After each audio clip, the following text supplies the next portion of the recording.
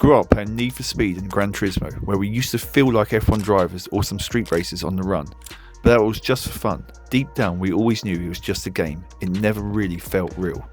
Now we are in the era where simulations are scary close to real motorsport. The physics, the tyre behaviour, the tracks, almost everything feels real. In a way, it is full on motorsport, just indoors. Of course, there are still some differences. We all know the obvious. Reality versus non-reality, but I am talking about the technical differences. Before I tell you about those or the cool similarities, let's see what started the whole sim racing craze. What started sim racing? I believe that sim racing did not start off as some grand idea. It was just born out of frustration. You see, back in the early days, racing games were so flashy. They were fast and fun, but that was it. Arcade games like Outrun or Daytona USA were exciting, but they were totally disconnected to how real cars behaved. You could hit a wall at full speed, bounce right back and just keep on going like nothing ever happened. Steering was also exaggerated, braking did not matter at all, and the only goal was to win. It didn't matter how bad you drove, you just had to score higher. But then, thankfully, someone created Checkered Flag, out of frustration of course. This game came out in 1983. So this goes without saying it was basic, but it tried to introduce things like gear shifting and track conditions. Then in 1984, Revs was introduced to us. This game was focused on Formula 3 cars and simulated tyre grip, downforce and track layouts in a way that was not common at the time. It was not pretty, but it's one of the first games that respected how a real car behaves on track. That's when people got a taste of it. Throughout the 1990s, the demand for realism kept growing because players wanted to understand racing. So most of the games that came after that made sure performance depended on how well you understood the car, not just how well you pressed the button. Then we got Grand Prix Legends in 1998, Live for Speed, R Factor and eventually iRacing. Developers started working on real motorsport teams. That's when we started to reach the realism. The realism. Sim racing today is surprisingly close to real motorsport because there is actual science, data and engineering behind how it works. Let's start with the tyres. In top sims like iRacing and R Factor 2, tyres have layers of behaviour. For example, their pressure, surface and core temperatures, grip levels and even how they wear down over time. If you push too hard, they overheat and get greasy. If you brake too late, you can flat spot them, which means your steering wheel will start shaking down the straight. That real world stuff, and it's all built into the sim. Then there's the physics engine. It is not guessing what a car might do, but it calculates what it would do. When you brake, the weight moves forwards. When you turn, the car rolls and loads the outside tyres. You can feel oversteer when the rear starts to slide. You can feel understeer when the front refuses to turn. It all depends on your inputs, the setup and the car itself. Aerodynamics matter here as well. If you drive a GT3 car in Assetto Corsa competitive zone, you will notice how stable it feels the faster you go. That's the downforce kicking in. In open wheel sims, a tiny change in wing angle can mean the difference between sticking a high speed corner and spinning out. It is subtle, no doubt, but it is there. And how can we forget about tracks? Laser scanning has changed everything, you know. When you drive on tracks like Suzuka or Brands Hatch in the sim, every bump, curb and camber is exactly like the real place. In fact, drivers like Max Verstappen and Lando Norris use these to prepare for real world races. Even the curbs that unsettle the car in real life will do the same in the sim. These things are accurate to the millimetre. Force feedback is another thing that makes the whole experience feel real. There is vibration you feel in the wheel when the grip changes, which tells you what the tyres are doing. If the rear is getting loose, you feel it before you see it.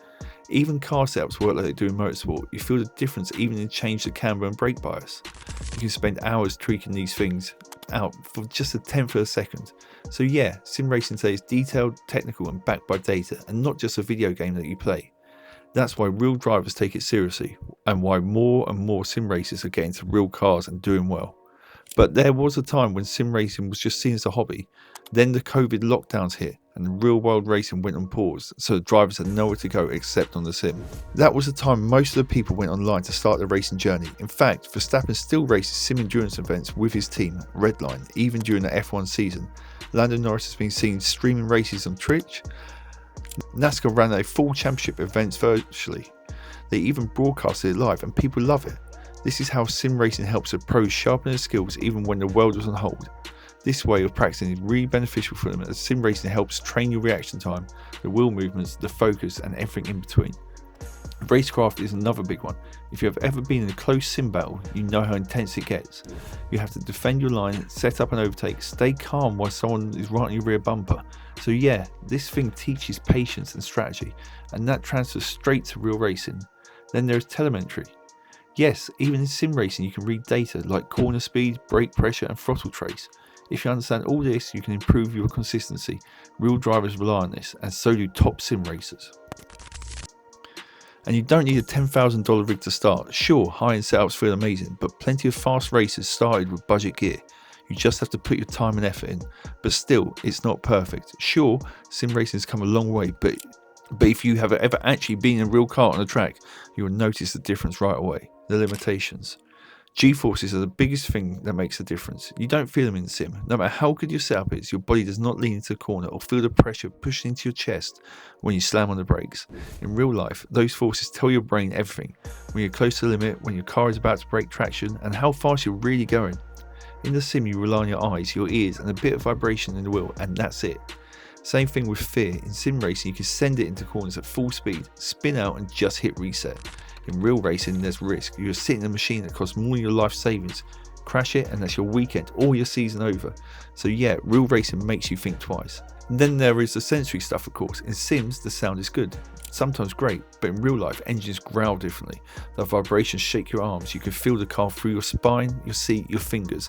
The smell of fuel, the heat in the cockpit, even the limited visibility from the helmet, those things matter. You don't get that on your rig at home. And let's not forget perception. Judging speed in a game is tricky. Without a proper field of view or depth of perception, everything can feel faster or slower than it actually is. That is why a lot of people miss their braking points in sims, especially when starting out. So, is sim racing close? Yes, it is. Is it helpful? Of course it is. But perfect? No, not quite there yet. Some things just don't translate through a screen, but maybe they will one day. Have you ever tried sim racing? If so, let me know in the comments. I'd love to hear how it felt for you. And if you're into motorsport, sim racing, or anything in between, make sure to subscribe to my channel for more content like this. Goodbye for now.